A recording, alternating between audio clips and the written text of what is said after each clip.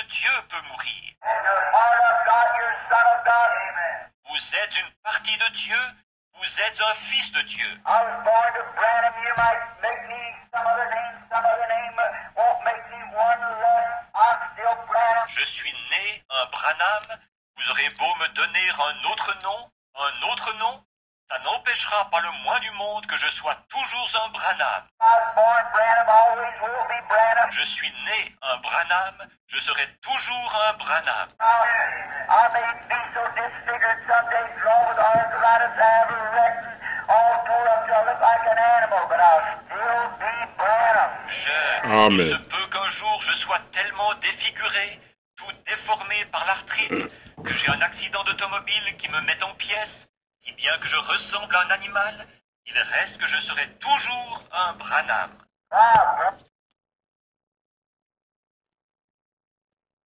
Et voilà, nous saluons tous les frères et sœurs dans le nom précieux de notre Seigneur Jésus-Christ.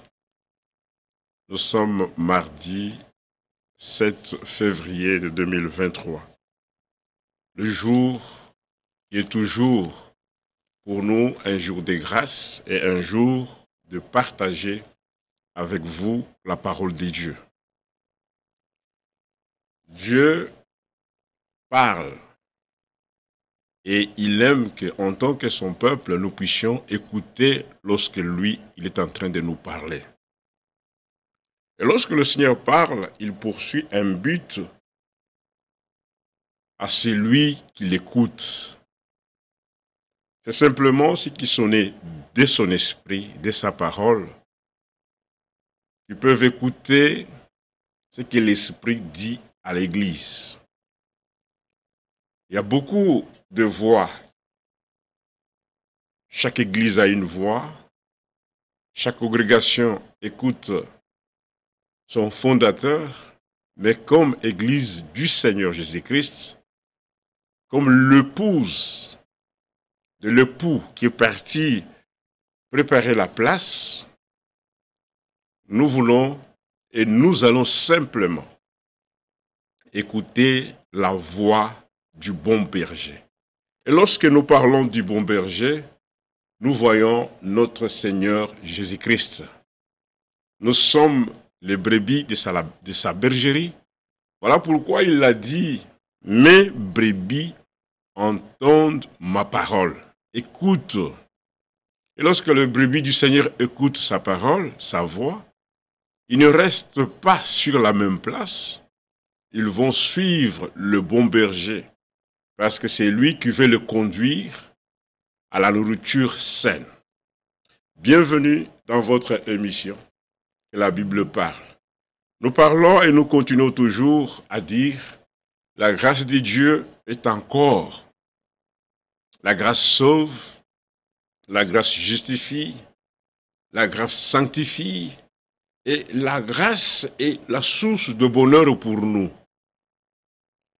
Et nous allons toujours prendre l'écriture dans Jude, sans pour autant prendre beaucoup de temps, parce que nous devons commencer à rétrécir nos vidéos. Nous prenons l'écriture de Jude. Combattre le bon combat de la foi. Chez les Thessaloniciens, l'apôtre Paul dit, pour l'avènement, avant l'avènement du Seigneur, il y aura l'abandon de la foi. Il faut que l'apostasie soit d'abord arrivée. C'est pourquoi, dans ce temps ici, nous avons simplement besoin que nous écoutions la voix de notre Dieu.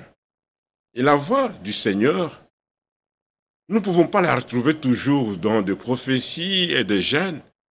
Dieu a déjà parlé et ce qu'il a dit est mentionné dans les livres que nous appelons la Bible. Voilà pourquoi chaque jour, lorsque nous allons nous mettre devant vous pour partager un peu la parole que nous avons, partager la petite exhortation, nous allons toujours utiliser la Bible comme absolue de toutes choses. Parce que lorsque nous avons lu ce que Paul adresse à Timothée, il lui dit, toute écriture est inspirée de Dieu. Lorsque nous apportons quelque chose qui n'est pas inspiré par le Seigneur, c'est simplement les dogmes qu'on transmet. Lorsque une population écoute simplement des enseignements qui ne sont pas inspirés par la parole de Dieu, qui ne sont pas poussés par le Saint-Esprit, hélas, ces hommes auront toujours le temps de respecter les traditions. Or, les traditions des hommes n'édifient pas, ne donnent pas la vie. Les traditions des hommes lient le peuple à leur fondateur.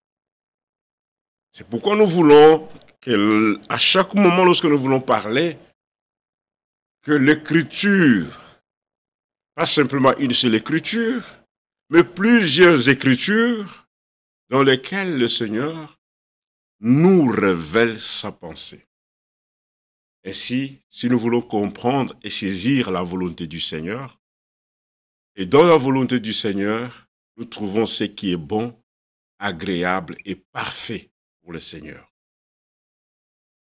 Bien-aimés dans le Seigneur, parce que tout le monde dit qu'ils accomplissent la volonté du Seigneur. Voilà pourquoi nous voulons que ce que nous faisons dans ces temps, nous qui avons reçu la révélation de Dieu, nous devons avoir la même pensée, le même sentiment qui était en Jésus-Christ. Paul, lorsque Jude écrit, nous répétons cela, nous sommes en Jude chapitre 3. Il dit, bien-aimés, alors que je désirais vivement vous écrire, il a écrit à ce bien-aimé, et toi aussi tu es un bien-aimé et une bien-aimée du Seigneur. Voilà pourquoi ce que nous lisons, ce n'est pas seulement pour nous, là aussi c'est une écriture pour nous assurer de ce que nous sommes. Il écrit, il dit ceci, il a été senti obligé de vous envoyer cette lettre pour vous exhorter à combattre pour la foi, pour l'assurance. Nous combattons pour la foi qui a été transmise, une fois pour toutes, parce qu'il s'est introduit au milieu du peuple de Dieu une autre semence qui n'est pas la semence de Dieu. L'ennemi est en train de faire son travail, mais hélas, pour ceux qui ont la révélation de Dieu, ils ont reçu l'instruction et les enseignements de connaître qu'est-ce que la vérité et qu'est-ce que ce qui est appelé mensonge. La vérité n'est autre que ce que Dieu a dit et la vérité de Dieu est mentionnée dans ce livre qu'on appelle la Bible. Pour les athées, ils refutent cela. Pour les semi-croyants, ils prennent une partie et ils rejettent l'autre partie. Mais pour le bien-aimé, ceux qui sont les élus du Seigneur, nous croyons à l'évangile, à toute la parole de Dieu. Comme nous l'avons écouté, nous devons croire au plein évangile.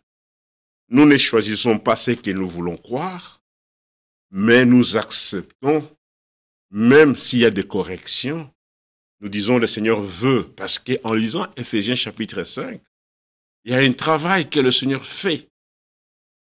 Il est en train de laver. Et lorsqu'on lave quelque chose, c'est qu'on veut que la chose puisse devenir meilleure, parfaite. Le Seigneur, en ces temps ici, il est en train de laver l'Église par sa parole, par le bain, pour la régénération, pour que ceux qui sont membres de cette Église puissent apparaître devant lui saints et agréables, irréprochables. Ça, c'est ce que le Seigneur veut voir, cette Église. Et il veut te voir dans cette... Lisons cela, Éphésiens. Excusez-moi. Il fait froid. Éphésiens chapitre 5, verset 22. Marie, que chacun aime sa femme, qu'au Christ a aimé l'Église, et s'est livré lui-même pour elle, afin de la sanctifier et en la purifiant, en la lavant par l'eau de la parole de Dieu. Si nous voulons marcher dans la vie de la sainteté, de gens qui sont mis à part, nous ne pouvons pas nous fabriquer notre sanctification. Tout ce que l'homme fabrique dans l'Église a toujours échoué, mais c'est la parole de Dieu qui demeure éternellement. Ainsi parla Ésaïe, au chapitre 40. Il dit, la chair de l'homme est comme de fleurs. Ça sort, ça fanait, et puis tout d'un coup, lorsque le soleil est là, ça tombe et ça disparaît. Voilà pourquoi il a dit à la fin que la parole de Dieu demeure. Et nous voulons connaître la pensée du Seigneur parce qu'il nous a donné le don de la vie éternelle. Ne cherchez pas autre chose. Au commencement était la parole et à la fin, il y a aussi la parole de Dieu. Au commencement, la parole a fait toutes choses. Et à la fin, la parole est en train de laver l'Église du Seigneur. C'est par la parole que nous sommes engendrés. Et si celui qui est engendré par la parole, il va aimer de tout son cœur Dieu et il aime aussi sa parole. Parce que si on n'aime pas le message de Dieu, on ne connaîtra jamais la pensée du Seigneur. En tant que l'Église de première-née, marchant sur cette terre, nous faisons partie de ce qu'on appelle les saints, ceux qui sont séparés d'eux. C'est pourquoi il lave le Seigneur lui-même par l'eau de la parole. Pourquoi, verset 27, pour faire paraître devant lui cette Église glorieuse, sans tache, ni ride, ni rien de semblable. C'est ainsi que le Seigneur fait. Il veut faire paraître cette Église. Tout ce que nous voyons aujourd'hui. Parfois, les gens voient comme il y a des faiblesses parmi le peuple de Dieu. Ceux qui n'ont pas la parole peuvent dire, regardez comment est-ce que vous êtes. Si vous avez Dieu, est-ce que tu allais être comme ça? Soyons toujours patients. Le Seigneur est en train de travailler dans son Église. Il travaille avec chacun de nous. Il nous est demandé simplement de répondre à l'appel de Dieu, de croire ce qu'il dit et de mettre en pratique dans l'obéissance et l'observation de sa parole. C'est ainsi qu'en ces jours-là, parce que nous sommes dans l'œuvre de Dieu, lui qui commence, il est celui qui va achever. Et lorsqu'il va achever avec l'Église. Lorsqu'il parle de l'Église, il parle du corps. Il achèvera vraiment son travail. Nous avons cette rédemption par nos âmes. Mais lorsqu'il viendra, ça sera une rédemption complète. Nous allons changer. Ces corps corruptibles.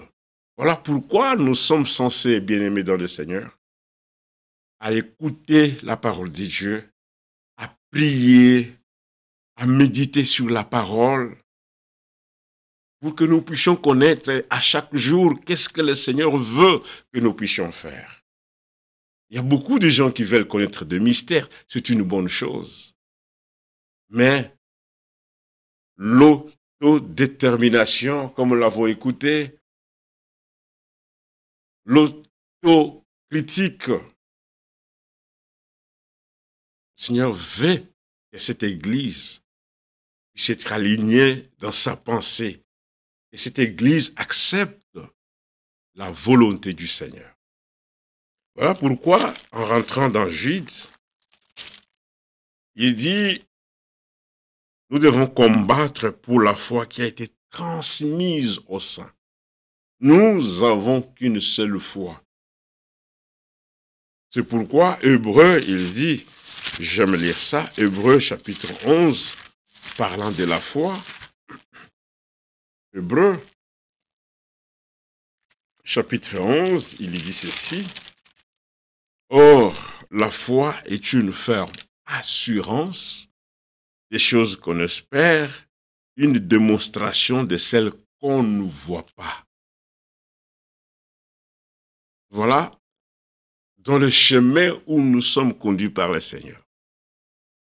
Nous sommes en train de croire pas à une chose visible, nous croyons aux choses invisibles qui sont matérialisées par l'Esprit de Dieu dans notre âme. Si lorsque nous marchons avec cette certitude, avec l'assurance, une ferme assurance des choses, une démonstration de celles qu'on ne voit pas. C'est ça la foi.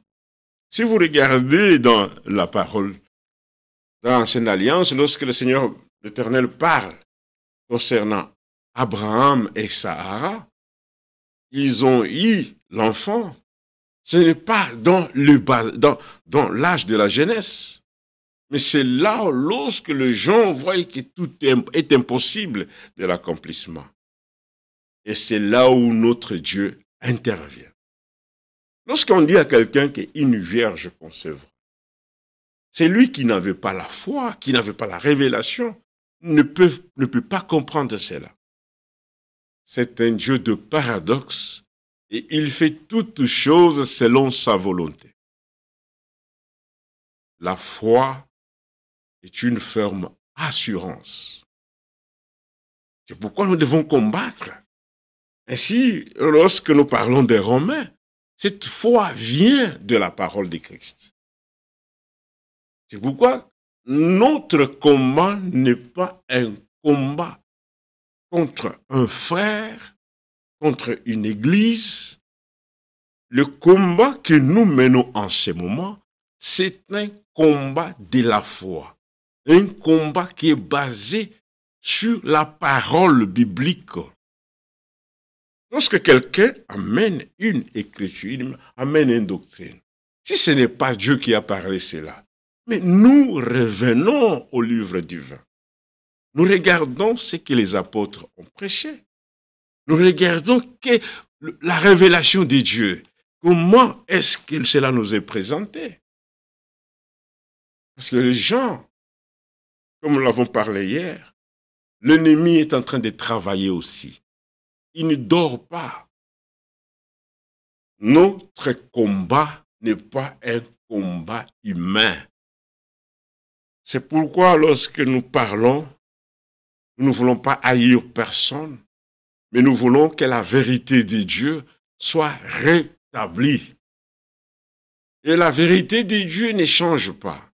Ce que nous prêchons aujourd'hui, nous allons le prêcher même si Paul, Abraham, Frère Branham et tous les autres hommes de Dieu étaient là, nous devons le prêcher.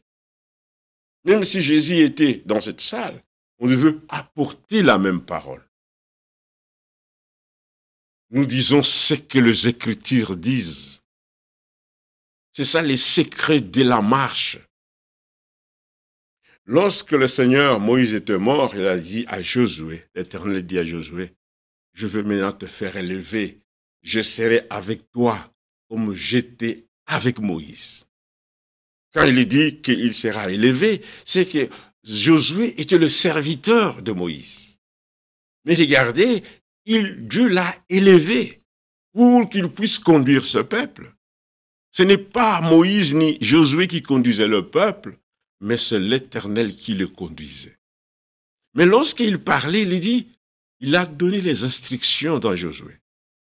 le secret est que l'arche de l'Éternel soit devant et qu'il y ait une distance entre le peuple et l'arche. Il y ait une distance. Le secret pour notre marche en ce moment ici, nous tous, nous devons être derrière la parole de Dieu. Si nous voulons être conduits, laissons que la parole puisse nous conduire. Si la parole nous conduit, nous allons marcher de lumière en lumière et de clarté en clarté. Mais lorsque vous prenez la parole, vous la mettez à côté et que vous vous fabriquez des hommes pour vous conduire, sachez bien, mes bien-aimés dans le Seigneur, lorsque l'homme te conduit, il te conduira toujours, non pas dans le chemin de la vérité, mais il voudra imposer sa manière de voir. C'est ainsi nous disons, Seigneur, nous voulons que ta volonté soit faite dans notre vie, même dans notre langage, que tu puisses nous changer tel que toi tu le veux. Ainsi, voilà pourquoi ces combats, lorsque Paul écrit, il a dit ça à Timothée. Regardez Timothée. Seigneur, merci. Combattre le bon combat de la foi. Nous avons lu ça. Timothée, il dit ceci. Paul dit ceci à Timothée, 1 Timothée chapitre 4. Parce qu'il y a des gens qui sont des vains discoureurs. Parce que lorsque quelqu'un n'est pas conduit par la parole, il vient avec des discours qui sont vains. Parce que lorsque le discours est donné et ce discours n'est pas assaisonné par l'Esprit de Dieu, c'est l'homme qui parle. Dans l'homme, dans sa nature, l'homme a été toujours orgueilleux. Mais si il n'est pas conduit par l'Esprit de Dieu, c'est l'Esprit de Dieu qui fait que nous puissions être humbles. Et si vous n'acceptez pas l'Esprit de Dieu, la nature humaine va se manifester même pendant la présentation de la parole de Dieu. Vous allez voir la nature humaine. Les peuples vont même constater la nature humaine. Les Saint-Esprit, le Seigneur n'a jamais retiré son esprit sur son Église. Depuis la Pentecôte jusqu'à aujourd'hui, le Saint-Esprit fait le travail.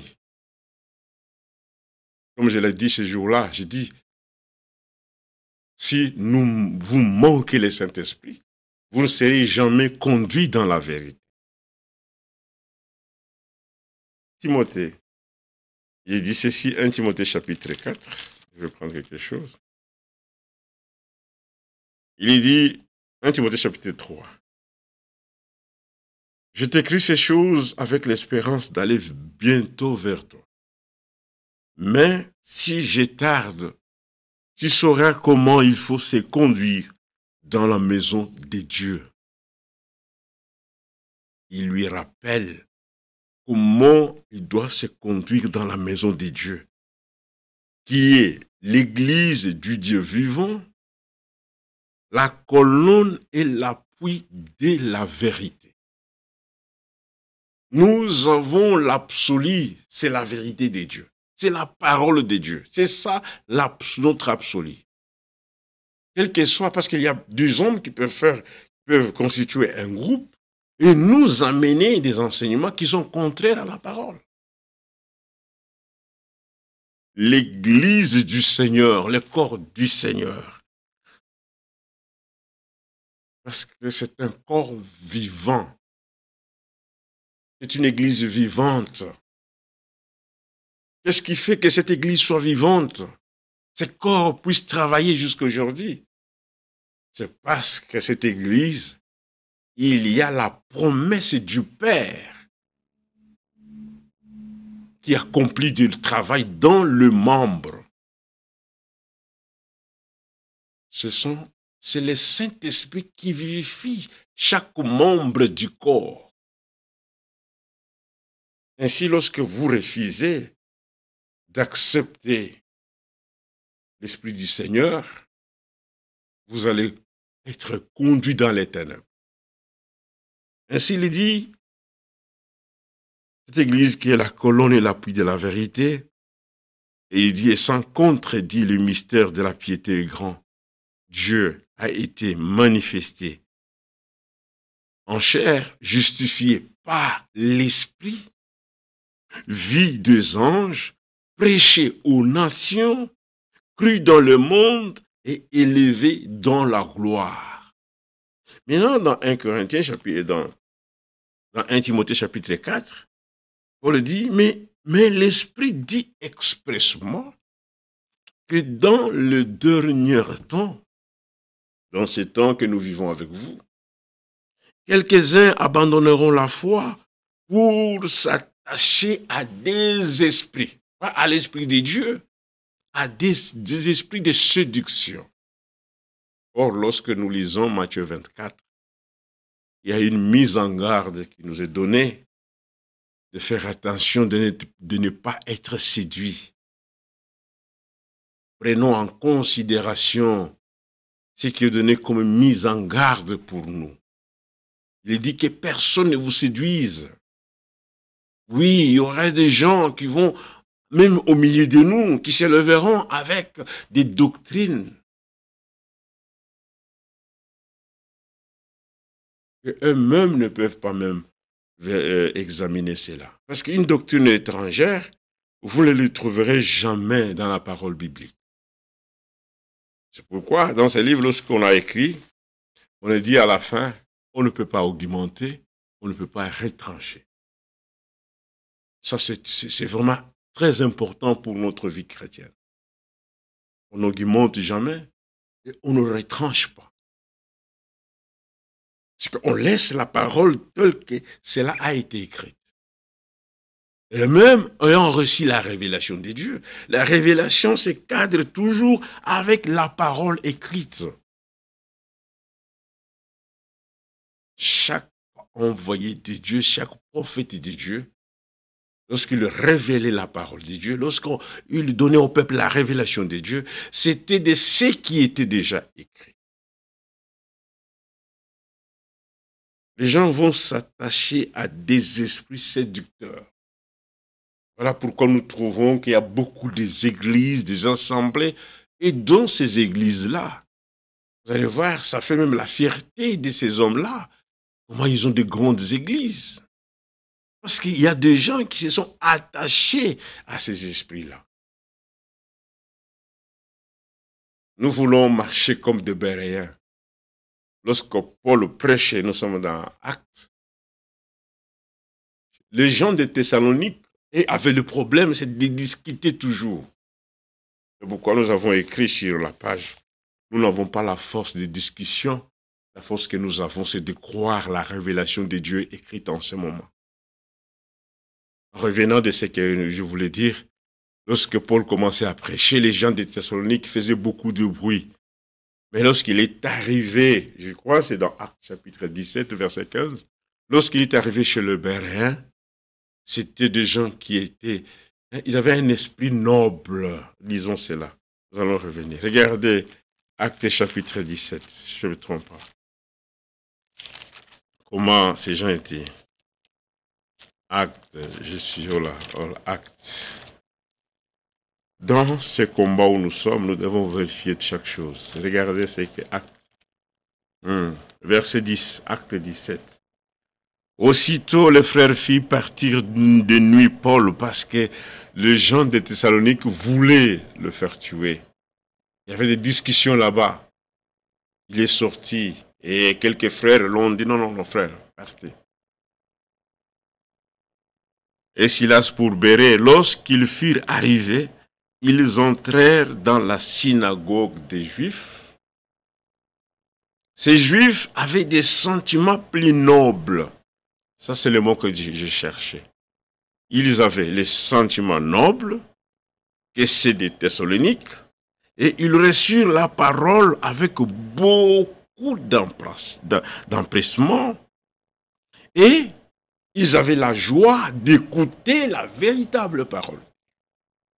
Voilà pourquoi lorsque nous écoutons la révélation de Dieu, nous ne disons pas Amen au prédicateur, nous disons ainsi soit-il de ce que Dieu a dit. La parole de Dieu doit nous produire en nous une joie. Parce que nous étions morts. Mais le Seigneur a fait, il nous a rachetés, il nous a sauvés pour que nous lui appartenions. Ces gens-là, les gens de Béret, ils avaient des sentiments nobles, des sentiments nobles. Que c'est de l'autre église de Thessalonique. Et ils ont reçu la parole de Dieu. Lorsque le Seigneur parle à ses enfants, il ouvre l'intelligence de tous ses enfants, ses fils et filles, afin que nous puissions comprendre qu'est-ce que lui veut que nous fassions. C'est pourquoi il a été dit à Daniel, sois attentif. Lorsque nous écoutons la parole de Dieu, soyons attentifs à la parole. Soyons attentifs à la parole de Dieu. Et lorsque nous sommes attentifs, nous recevons la parole. Il reçut la parole avec empressement. Beaucoup d'empressement. Ils étaient tellement dans la joie. C'est que quand on écrit cela, il dit, ils avaient beaucoup d'empressement. Oh Seigneur. Regardez dans Jean 1, 17, il y a quelque chose, Jean 1, 17. Quelque chose qui m'a vient, Jean 1, 17. Dans Jean 1, 17, il nous a écrit ceci. Il est dit, car la loi a été donnée par Moïse, la grâce et la vérité sont venues par Jésus-Christ. Or que ces Juifs-là, ils avaient la loi. Maintenant, lorsque Paul leur parlait de la grâce et de la vérité, qui sont venus par Jésus-Christ, non, ils ont commencé, ils étaient dans l'empressement d'écouter la parole de Dieu. Ils étaient maintenant dans la dispensation du Fils. C'est par la loi que nous connaissons que le péché existe. Et Paul, lorsqu'il écrit de la loi, il dit, la loi est un pédagogue. C'est un enseignant. Il fallait que cela soit pour que nous connaissions le péché, c'est quoi? Et la loi n'a jamais sauvé personne. Imaginez-vous lorsque vous courez sur la route ici et que la police vous voit, vous êtes en excès de vitesse. Le salaire de la loi, c'est la mort. C'est toujours une punition. Mais lorsque Paul parlait à ces Juifs de la grâce et de la vérité, voilà, lorsque quelqu'un qui a été envoyé commence à parler, ceux qui écoutent ont cette possibilité même d'adorer, d'invoquer le Seigneur, parce qu'ils sont en communication d'un envoyé de Dieu. Et tout envoyé de Dieu dit les paroles du Seigneur. Un véritable envoyé de Dieu, il ne veut pas que le peuple puisse simplement l'accepter lui, mais il veut que le peuple puisse accepter celui qui est mort à la croix. Beaucoup dans ces temps de la fin, beaucoup qui apportent la parole de Dieu, ils veulent s'établir dans le cœur des croyants. Ils veulent que les gens leur donnent la confiance. Nous pouvons dire comme Paul a dit à Timothée, nous devons prêcher simplement la parole. Nous sommes des serviteurs inutiles. L'Église, c'est l'Église du Seigneur. C'est le corps du Seigneur. C'est lui qui travaille dans son corps. Nous sommes que des instruments et des vases que Dieu utilise, de canaux par lesquels les gens reçoivent la parole de Dieu. Nous sommes des canaux que le Seigneur utilise simplement. Nous sommes des conducteurs de la parole de Dieu. Pour l'Église du Seigneur, selon Ephésiens chapitre 4, verset 11. Et lorsqu'on est en train de canaliser, de donner la parole de Dieu, Nous devons d'abord connaître le plan de Dieu, le dessein du Seigneur, parce que celui qui ne connaît pas le plan, il va embrouiller toutes choses. Comment construire une maison tant que tu ne connais pas le plan? C'est dans le plan où on trouve la volonté de celui qui veut habiter dans la maison. Et l'église du Seigneur, c'est le bon plaisir de lui-même. Voilà pourquoi nous voulons simplement apporter la parole. Que le peuple soit relié, qu'il soit lié au Seigneur. Comme Jean-Baptiste a dit, que moi je diminue et que Jésus-Christ puisse croître dans le cœur des croyants, dans ses enfants. Le message que nous avons reçu, c'est un message qui fait retourner le cœur des enfants. Et quand on parle de fils, les enfants, on parle d'une naissance. Nous sommes membres du royaume de Christ. Acceptons la parole de Dieu. Ainsi, nous rentrons dans Actes chapitre 17. L'esprit que nous devons avoir, c'est l'esprit de recevoir la parole de Dieu. Avoir d'abord le sentiment noble. Lorsque nous partons pour se réunir, ayons d'abord ce sentiment de dire, je veux que le Seigneur puisse me parler. L'amour de ce que Dieu fait aujourd'hui. Parce que si vous n'avez pas l'amour, vous n'allez pas aimer ce que le Seigneur fait. Nous aimons le Seigneur, nous devons aimer sa parole, nous devons aimer aussi son avènement. Parce qu'il nous garde, en nous gardant comme lui est amour, il déverse son amour en nous, enfin d'aimer même son avènement. Et celui qui aime l'avènement du Seigneur, il se prépare. Il prend toutes choses au sérieux. Il vérifie chaque jour, il examine l'auto-examination de nous-mêmes. L'autocorrection. Nous sommes corrigés par la parole. Nous devons l'accepter. Il nous bénit, oui. Mais comme Père, lorsque nous commettons une erreur, nous devons l'accepter et suivre la voie tracée, le règle établie par la parole. Ils avaient un sentiment plus noble que ceux des Thessaloniques et ils reçurent la parole de Dieu avec beaucoup d'empressement. Et ce qui vient dire, ils examinaient chaque jour les Écritures pour voir si ce qu'on leur disait était exact. Dans ce temps de combat, le bon combat, c'est examiner chaque doctrine, le mettre sur la balance pour voir qu'est-ce que Dieu a dit concernant l'enseignement. Qu'est-ce que Dieu a dit me concernant moi? Comme père, comme fils, qu'est-ce qu'il nous recommande? C'est par sa parole. Nous devons examiner, comme ces frères qui examinaient chaque jour, les Écritures. Parce que les Écritures sont inspirées, sont utiles. Toute Écriture est utile pour corriger, vaincre, convaincre, pour enseigner. Et pourquoi les gens ne veulent pas examiner?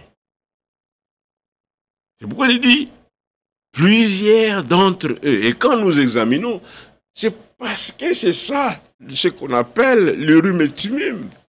Ce qui doit nous dire que ce qui est prêché est la vérité. Parce que la Bible dit, Paul dit que tout homme soit reconnu comme menteur, mais seul Dieu est véridique. Et lorsque nous parlons de la vérité, nous parlons de ce qui est écrit. Et en combattant, vous savez, même dans l'Ancien Testament, regardez comment Dieu avait parlé dans Jérémie chapitre 8. Jérémie 8, verset 9. Jérémie chapitre 8.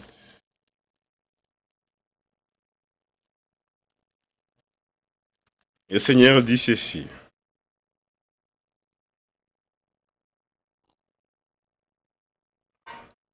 Merci beaucoup, mes frères.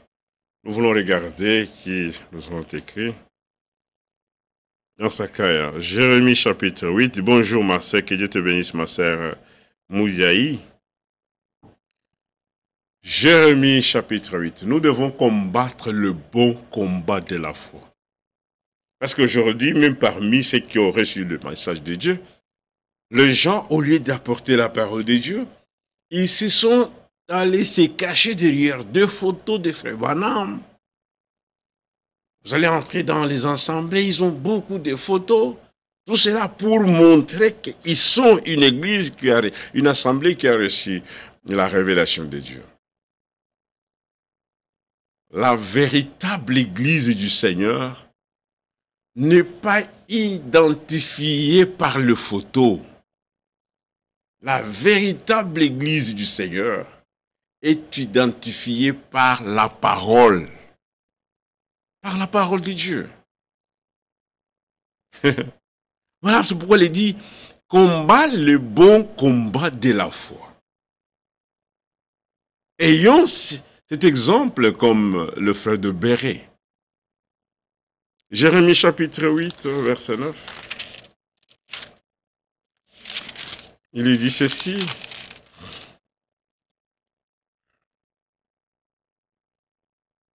Il dit ceci. Et verset 7, il dit, même la cigogne connaît dans les cieux sa saison. La tourterelle, l'hirondelle et la grue observent le temps de leur arrivée, mais mon peuple ne connaît pas la loi de l'Éternel. Il y a tellement une nature dans les oiseaux qui vivent ici au Canada. Lorsque l'hiver commence, vous allez voir simplement, ils vont commencer à immigrer vers le sud parce qu'avec le froid, ils ne peuvent pas rester. Et quand on voit toujours un groupement des oiseaux qui commencent à s'en aller vers le sud, on voit que l'hiver s'approche. Ça, c'est quelque chose que Dieu a mis dans leur instinct. C'est leur nature. C'est comme ici, lorsque le froid commence, les animaux, le poil pousse. C'est pour se protéger contre le froid. Mais là, le Seigneur dit, et ils connaissent quand même. Connaître les jours et le message qui est apporté à ce jour est la chose la plus importante. C'est pourquoi la Bible a toujours dit, aujourd'hui, si vous entendez sa voix, c'est que chaque jour, chaque aujourd'hui a toujours eu un message qui est donné. Et le message que nous avons reçu, c'est un message pour la préparation en vue de l'avènement du retour de notre Seigneur Jésus-Christ selon Jean chapitre 14. Ainsi il dit, comment pouvez-vous dire nous sommes sages? La loi de l'Éternel est avec nous.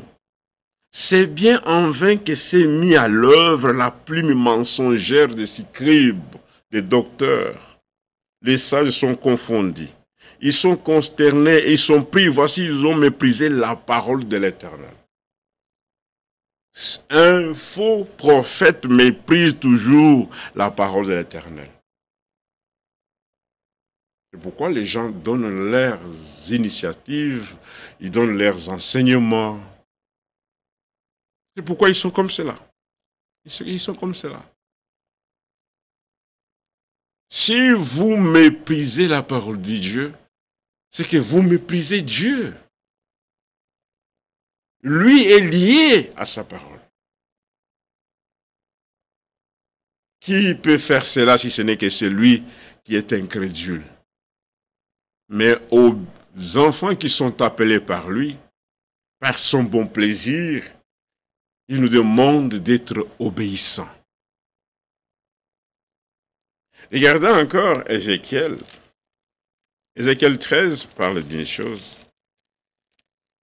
Ézéchiel chapitre 13, à son verset 10. Je vais lire quelque chose avant que nous puissions. Ézéchiel chapitre 13, verset 10. Il y dit,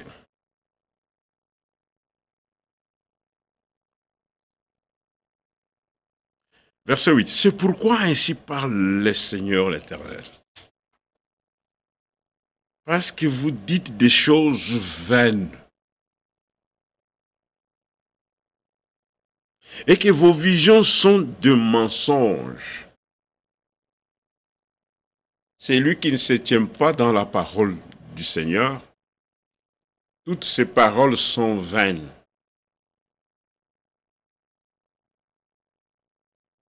Des discours vains. Des commandements d'hommes qui ne servent à rien dans la vie de gens. Des prophéties vaines qui ne servent à rien.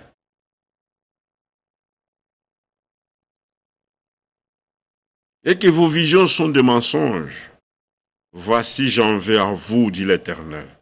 Ma main sera contre le prophète dont les visions sont vaines et les oracles menteurs. Ils ne feront point partie de l'assemblée de mon peuple. Tous ceux qui proclament des fausses doctrines, des fausses prophéties, ne feront jamais partie de l'assemblée du peuple de Dieu. Ils ne feront jamais partie. Lorsque quelqu'un apporte quelque chose qui est particulier d'un groupe, nous rejetons cela. Il n'y a pas même question de faire des réunions pour cela. Nous ne faisons pas de conférences sur une fausse chose, non. Pour démontrer la fausse chose, non, non.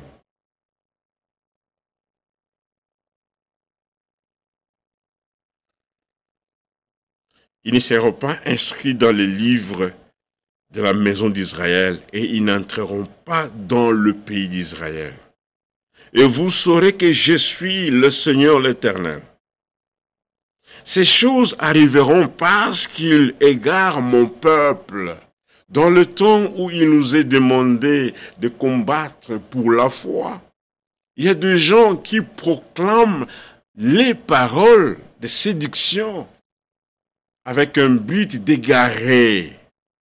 On égare quelqu'un qui est déjà sur un chemin pour aller quelque part. Si on dit qu'il a été égaré, c'est que lorsqu'il est sorti avec un projet, avec un plan d'arriver quelque part. Mais ne connaissant pas bien le chemin, il a été égaré, dévié. Ça, c'est le travail de faux prophètes. Le travail de faux enseignants. Le travail des fausses églises.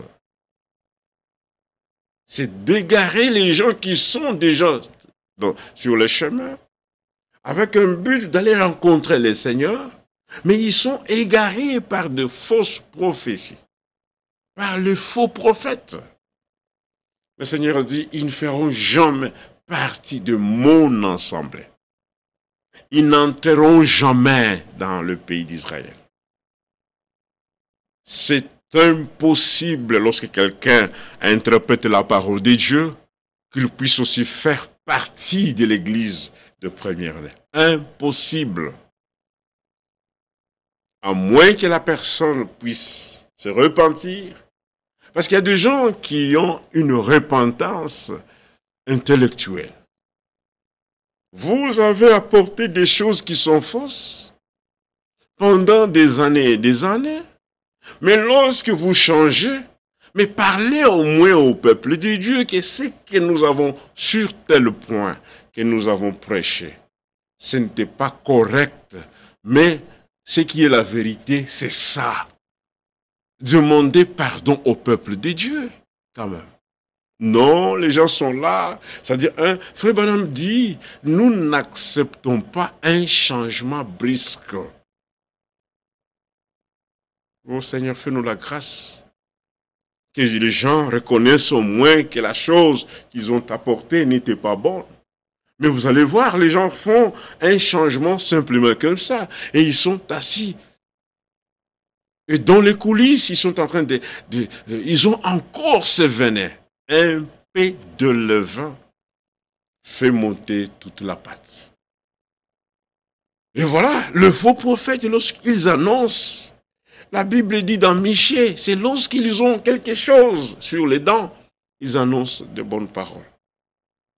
Ça, c'est la nature de faux. Ils sont à la recherche de la popularité, de l'argent. Michée 3, je vais aller là-bas et nous allons lire Éphésiens. Je vais prendre Michée chapitre 3. C'est très important vraiment, le prénom Michée. Michée doit être appelé Jonas. Oui. Prenons Michée chapitre 3, à son verset 5.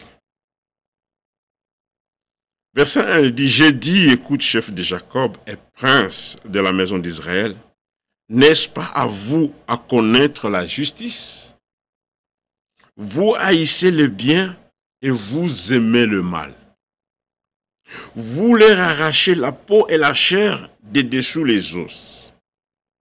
Ils dévorent la chair de mon peuple, lui arrachent la peau et lui brisent les os. Ils le mettent en pièces comme on cuit dans un pot. » Nous continuons. Alors, verset 4, « Alors ils crieront vers l'Éternel, mais il ne leur répondra pas. » Verset 5, c'est là où je vais être. « Ainsi parle l'Éternel sur les prophètes qui égarent mon peuple. Ceux qui amènent, qui dévient le peuple de Dieu à la véritable parole de Dieu, à sa parole. Qui annonce la paix, si leurs dents ont quelque chose à mordre. » Il y a des gens qui annoncent des prophéties en voyant le statut social de la personne, sa classe, es-tu riche ou comment? Et ils annoncent des prophéties comme cela. C'est parce qu'ils ont besoin de mordre quelque chose, de soutirer l'argent. Un faux prophète, mes bien-aimés, il est toujours derrière l'argent. Il poursuit l'argent. Depuis l'Ancien Testament, cela nous est démontré. Même jusqu'à aujourd'hui. Chez Judas, nous avons vu l'exemple. Voilà pourquoi dans Jérémie, il dit, c'est pour faux prophètes qui égarent le peuple de Dieu. Lorsqu'ils annoncent la paix, c'est parce que si leurs dents ont quelque chose à mordre et qu'ils publient la guerre, si on ne leur met rien dans la bouche. Mais vous qui êtes peuple de Dieu, comprenez simplement que notre salut, le Seigneur, Dieu nous a donné gratuitement. Il n'y a rien qui peut se changer avec le salut. Que ça soit la justification, le pardon. Nous ne sommes pas pardonnés pour avoir donné l'argent. Non.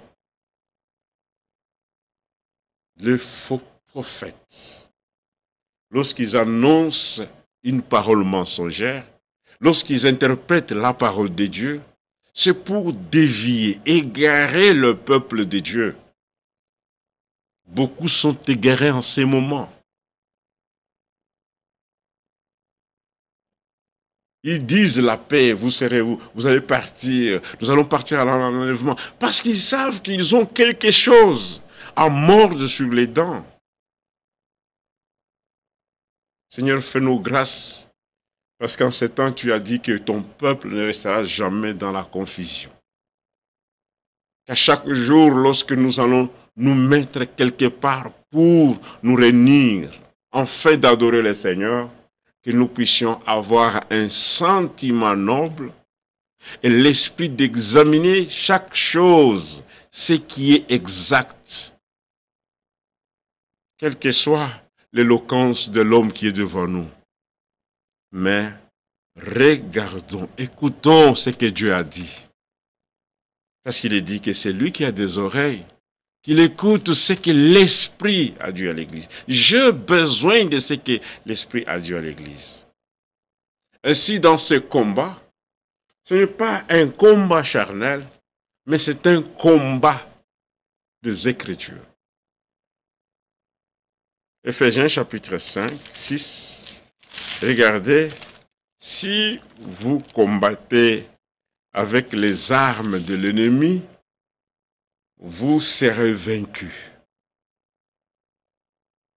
Et dans ces combats, le Seigneur a préparé déjà l'armure pour que toi et moi, nous puissions porter cela. Nous ne sommes pas dans le camp du diable. Nous ne sommes pas dans le camp de Satan. Dans notre camp, nous avons des armes qu'il faut utiliser. Éphésiens chapitre 6. Parlant toujours du combat. Parce que lorsque tu ne connais pas ce que le Seigneur a préparé pour toi pour le combat, tu peux haïr le frère. Et lorsque quelqu'un haït quelqu'un, lui-même tombe déjà dans les champs. Il est déjà dans les camps de l'ennemi.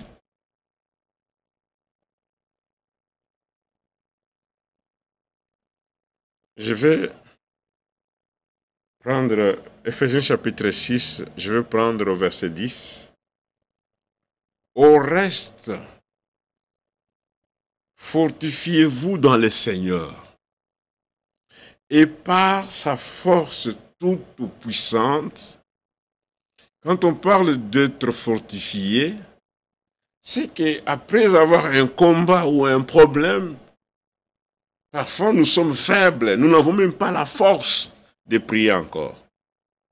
Mais le Saint-Esprit nous exhorte que nous soyons fortifiés dans le Seigneur par sa force toute puissante. Et le verset 11, il dit, revêtez-vous de toutes les armes de Dieu. Pour que nous puissions combattre le bon combat, nous devons d'abord être revêtus. Voilà pourquoi le Seigneur est en train d'entraîner. Nous sommes entraînés par le Saint-Esprit. C'est celui qui nous instruit. Nous sommes dans un champ d'entraînement. Le Seigneur nous instruit. Voilà pourquoi la parole qui nous est donnée est une nourriture pour que nous puissions grandir.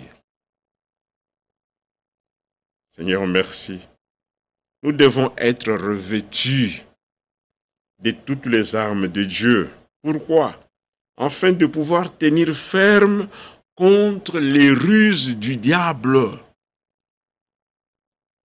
Maintenant, regardez ce qu'il donne. Il dit, car nous n'avons pas à lutter contre la chair et le sang, mais contre les dominations, contre les autorités, contre le prince de ce monde des ténèbres, contre les esprits méchants dans le lieu céleste. Verset 13. C'est pourquoi prenez toutes les armes de Dieu afin de pouvoir résister dans le mauvais jour et tenir ferme après avoir tout surmonté. Tenez donc ferme. Nous devons tenir ferme. Même si en proclamant la vérité, il y a parfois les gens peuvent vous laisser, peuvent parler mal de vous. Parce que chaque personne, chaque groupe, il y a des groupes qui se font aujourd'hui. Il y a des groupes.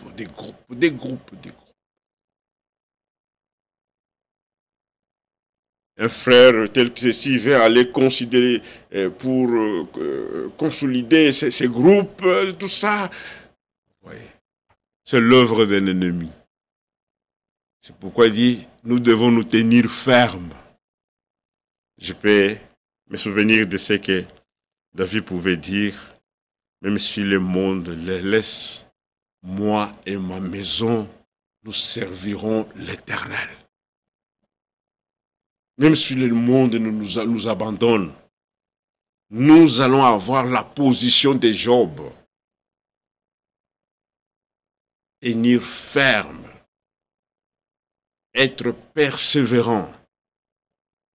Et parfois, les gens peuvent même parler, peuvent même te ridiculiser. Tout cela, nous ne regardons pas cela. Nous devons seulement regarder vers l'avant. Car celui qui a fait la promesse est fidèle. Bientôt, il vient prendre. Voilà pourquoi il est toujours dit que c'est lui qui vaincra. Il faut que nous puissions vaincre. Et comment nous devons vaincre? Mais soyons d'abord revêtus de toutes les armes. N'allez jamais prendre l'arme de l'ennemi. Tu ne dois pas combattre l'ennemi avec ses armes. Tu seras vaincu. Ne combat jamais dans ce combat le bon combat. N'aie jamais la haine. Manifestons toujours la nature de Dieu. Si tu vois que la chose n'est pas, ce n'est rien, mais reste calme, restons calmes. C'est lorsque nous voulons simplement nous justifier que l'ennemi prend aussi. Il aime ça, il aime des discussions. Il aime des discussions. Restons calmes. Nous sommes dans l'œuvre du Seigneur. Soyez toujours rassurés et persévérants. Que lui qui a commencé, il va la parachever. Mais il nous dit de nous revêtir, de tenir ferme, de tenir bon, de ne pas tomber, de tenir toujours bon. Voilà pourquoi nous avons besoin d'écouter chaque jour la vérité de Dieu, d'écouter les instructions, de recevoir ses enseignements, les enseignements que le Saint-Esprit nous donne. Le diable est plus rusé. Il est plus rusé. Faites attention, bien-aimés dans le Seigneur. Il est plus rusé. Nous remercions parce que nous avons été bénis cette semaine. Combattre le bon combat de la foi. Et dans ce combat, tu ne peux pas aller combattre cela si tu n'as jamais été entraîné. Les militaires que nous voyons ici sont entraînés dans un camp. Et après avoir fini l'entraînement, ils sont revêtus par l'armure donnée par le gouvernement. Voilà pourquoi dans ces combats, le Seigneur, il doit nous revêtir de ces armures, de cette armure, pour que nous puissions combattre, avoir la force toute puissante.